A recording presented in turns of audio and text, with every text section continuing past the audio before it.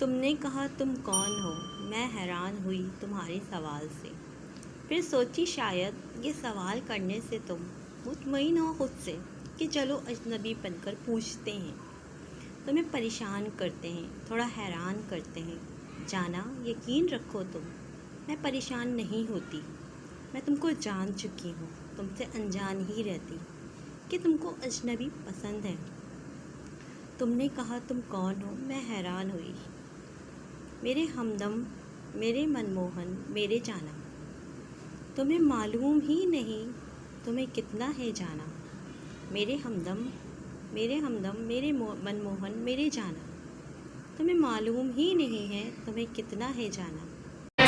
تیرے در پر صنم چلے آئے۔